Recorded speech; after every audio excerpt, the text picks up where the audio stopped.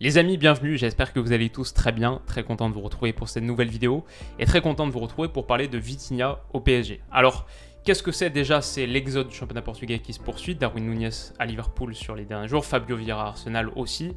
Le championnat portugais prouve à nouveau sa qualité en exportant un autre de ses talents, un autre de ses diamants, en la présence donc de Vitinha. Sur les faits basiques, on parle d'un transfert qui serait quasiment fait.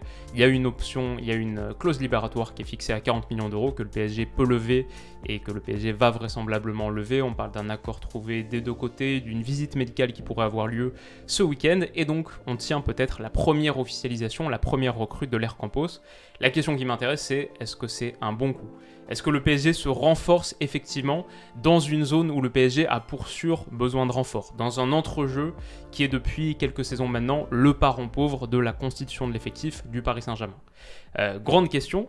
On peut commencer par quelques éléments de réponse sur déjà qui est Vitinha, de qui est-ce qu'on parle. Donc c'est un milieu central de 22 ans, petit gabarit 1m72, c'est écurie Gestifoot, donc Jorge Mendes, on va le voir un petit peu dans son parcours, puisqu'il est formé à Porto. Ça fait 2 ans et demi à peu près qu'il est en pro, il y a eu quelques petits bouts de match en 2019-2020. Ensuite, sur la saison 2020-2021, prêté aux Wolves, où il met 500 minutes de Première Ligue à peu près sous sa ceinture. Et donc le retour à Porto, sa première vraie saison complète. Et quelle saison, la saison dernière. Il fait 3500 minutes, toutes compétitions confondues, 10 matchs européens, 6 phases de groupe de Ligue des Champions et 4 en Europa League. Il a prouvé énormément de ses qualités et il nous a offert quelques compilations assez somptueuses. Donc voilà en gros pour la bio de Vitinha. Le profil technique maintenant, le plus intéressant. Pour dire les choses de la manière la plus simple possible, je dirais que c'est un milieu central très très fort avec ballon. On le voit dans sa conduite de balle, j'aime beaucoup son dynamisme et sa capacité d'accélération sur les premiers mètres, vraiment sur 2-3 mètres, il fait beaucoup de différence grâce à sa tonicité et grâce à sa super qualité technique. C'est un dribbleur de second tiers de terrain, on va dire, il n'est pas du tout mauvais à mi-distance, il peut s'approcher du dernier tiers et créer des différences, mais c'est vraiment dans le second tiers de terrain, la zone autour de la ligne médiane à très grande densité, beaucoup de joueurs, pas beaucoup d'espace, c'est vraiment là où il brille. Je dirais que c'est un peu un dribbleur de marécage, là où il y a beaucoup de matière, pas beaucoup de lumière, il réussit à trouver des espaces. Sur certaines actions, il me rappelle un petit peu le tout meilleur Oussama Aouar il y a quelques années, dans le fait qu'il donne l'impression de glisser avec le ballon, cette conduite de balle assez caractéristique.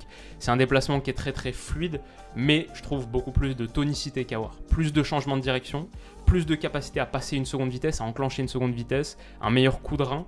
Dans l'ensemble, et là c'est peut-être le côté portugais qu'on trouve chez Vitinha, mais dans l'ensemble il y a pas mal de puissance dans ce qu'il fait.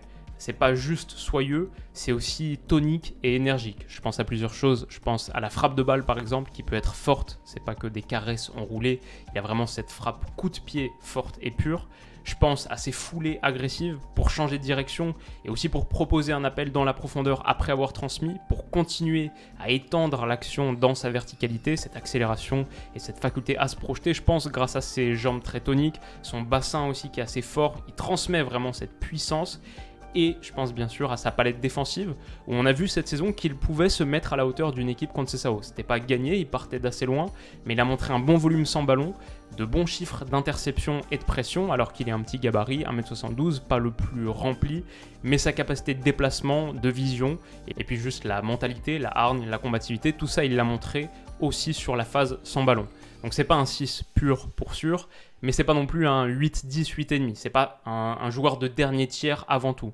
C'est un vrai milieu central tout terrain. L'année dernière, il a joué 90% de ses minutes en tant que milieu central droit dans le 4-4-2 de Conceição. Donc c'est une zone de forte densité, comme on l'a dit tout à l'heure, où son jeu dans les petits espaces, sa capacité à amener de la verticalité, tout ça saute aux yeux. Mais c'est aussi une zone depuis laquelle il a assez d'espace pour étendre ses tentacules, sur la largeur aussi. Ce qu'on peut ajouter, c'est bonnes qualités dans le jeu long, ce qui traduit des qualités techniques pures, bien sûr, mais aussi de vision. Le défaut évident que je vois, c'est qu'il est très très droitier. Mis sur son pied gauche, il peut avoir tendance à souffrir. Maintenant, son pied droit est excellent, sa mobilité est excellente, sa vision est très bonne. À 22 ans, il manifeste des prédispositions pour un milieu de terrain qui fait sa première saison complète en pro, on le rappelle, qui sont assez extraordinaires. Donc sur le profil technique, moi ça me plaît beaucoup.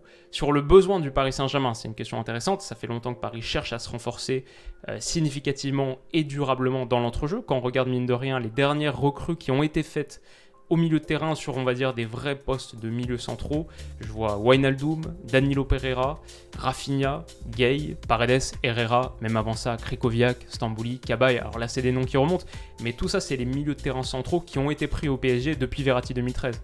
Donc il y a de bonnes raisons de penser que depuis Verratti 2013, il n'y a pas eu beaucoup de bonnes prises côté PSG.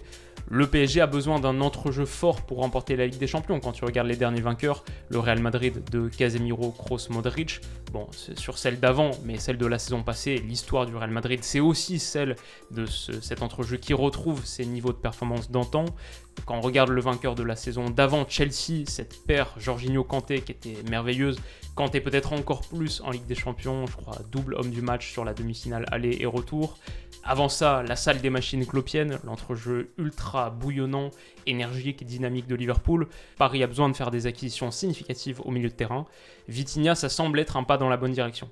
Alors, où est-ce qu'il va rentrer? Quelle partie du puzzle est-ce qu'il va combler à court terme?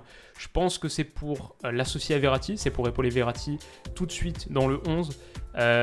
Verratti, Vitinha, peut-être tu mets un 6 en dessous, peut-être tu fais une paire à 2 dans un système en 3-4X avec les pistons qui sont les joueurs de côté. Mais Verratti, Vitinha, ça me plaît pas mal pour contrôler, pour avoir un haut volume de possession. Ça peut être donc pour l'associer à Verratti, ça peut être aussi pour colmater la brèche, pour combler les absences de Verratti. Bon, déjà, il a 29 ans, il en aura 30 en novembre, Verratti, donc il approche petit à petit de la fin, surtout vu son capital physique déclinant. Et voilà, là on met le doigt sur quelque chose d'autre. Verratti, c'est un joueur qui a fait moins de 2000 minutes en Ligue 1 sur les 5 dernières saisons, qui manque toujours sa dizaine ou sa quinzaine de matchs par an. C'est un des joueurs les plus blessés du continent, donc il faut aussi réfléchir aux choses de cette manière-là. Mon avis final sur la question, est-ce que Vitinha au PSG, c'est une bonne chose? Bon, les aspects négatifs, c'est qu'il n'a pas encore beaucoup de références en Europe. Même en Ligue Europa, on l'avait vu un petit peu éteint par Maxence Cacré à l'aller. Il n'a qu'une seule très bonne saison au compteur. Il n'a qu'une seule saison pleine, en réalité, au compteur. Je pense que vu les besoins que Paris a, il arrive, comme je l'ai dit, pour être tout de suite titulaire dans le 11. Mais il pourrait y avoir une mise en route qui prend du temps. Donc ça, c'est un petit point d'interrogation. En même temps, je me dis que c'est très bien de recruter jeune, c'est très bien de recruter talentueux, toujours, et c'est très bien de recruter tôt dans l'intersaison. On est le 18 juin, c'est bien de faire tout de suite un pas dans la bonne direction et de pouvoir aller sur tes cibles prioritaires. Donc ça, c'est très cool. Je pense que le profil technique est le bon aussi. Donc Vitinha, un gars qui a de la qualité balle au pied, qui ouvre des espaces et qui transmet, pas qui finit. Ça convient bien à ce dont Paris a besoin avec ballon. Et puis un gars qui a un bon volume défensif, qui compte pas ses efforts. C'est pour sûr ce dont Paris a besoin sans ballon. C'est pas un milieu récupérateur d'élite, pas encore en tout cas. Mais les progrès qu'il a fait cette saison pour se mettre au diapason du collectif, pour appliquer le plan de jeu de Conceição en ce sens, pour réaliser cette débauche d'énergie, au-delà de ce que ça a signifié sur le terrain, des ballons qu'il a effectivement grattés, etc., pour moi c'est assez prometteur sur la mentalité. Un gars qui est capable de se remettre en question, de modifier une partie de son jeu et de faire les efforts, faire le sacrifice, consentir à la débauche d'énergie, bon, c'est assez prometteur. Je pense que c'est ce dont Paris a besoin, déjà sur le rendu, mais aussi sur la mentalité. Alors quelle saveur est-ce que le Paris Saint-Germain pourrait avoir avec Vitinha? Est-ce que ça modifie un peu ton approche? Est-ce que ça peut donner une autre dynamique tactique à cette équipe?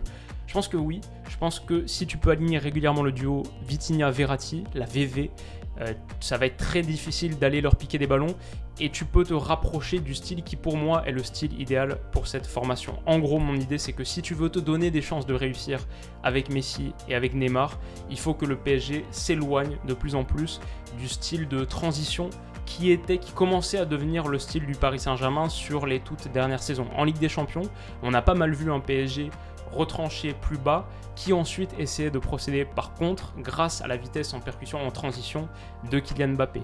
Mais le problème c'est que souvent sur ces phases de jeu, Kylian Mbappé n'était pas accompagné, donc il va aller te gagner les 40-50 mètres d'espace avec un rush, mais il se retrouve à devoir temporiser dans le dernier tiers du terrain parce que personne n'a suivi, parce que Messi et Neymar n'ont pas été capables d'avoir ces courses de soutien pour épauler Kylian Mbappé. Donc idéalement, je pense que si tu veux réussir avec ces gars-là, peut-être qu'il faut que le PSG se remette à graviter vers son style Laurent Blanc, vers un style très fort contrôle, très grosse possession, tempo un petit peu plus lent, mais avec des joueurs qui ont la capacité de faire des différences dans les petits espaces face à des blocs bas. C'est pas vraiment ce qui fait peur à Messi et à Neymar. Je trouve que avec Vitinha, avec Verratti, tu peux retrouver cet entrejeu tentaculaire qui prend 75% du ballon, qui prend même 60-65% du ballon à des adversaires calibre élite, calibre Ligue des Champions, pour avoir des des Messi et des Neymar en meilleure position.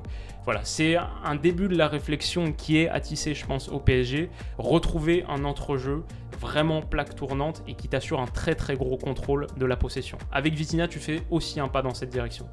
Jusqu'ici, les profils du PSG, pour finir, jusqu'ici, les profils du PSG au milieu étaient souvent des spécialistes. Quand on regarde Paredes, il avait la qualité de transmission sans le volume de jeu. Quand on regarde Gay, il avait le volume de jeu sans la qualité technique. Danilo Pereira, on schématise quand on dit tout ça, mais Danilo Pereira, c'est peut-être l'impact physique sans la mobilité. C'est la qualité aérienne, mais bien moins de qualité au sol. Alors que Vitinha, ça me semble être un 7 sur 10 dans à peu près toutes les catégories, avec plusieurs à 9 sur 10.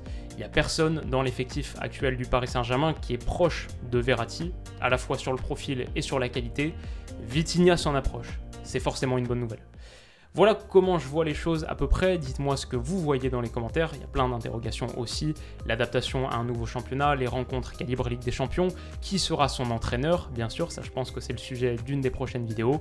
Mais on aura l'occasion d'en reparler. Dites-moi ce que vous en pensez dans les commentaires. Si cette vidéo vous a plu, n'hésitez pas à mettre un petit pouce bleu, ça m'aide.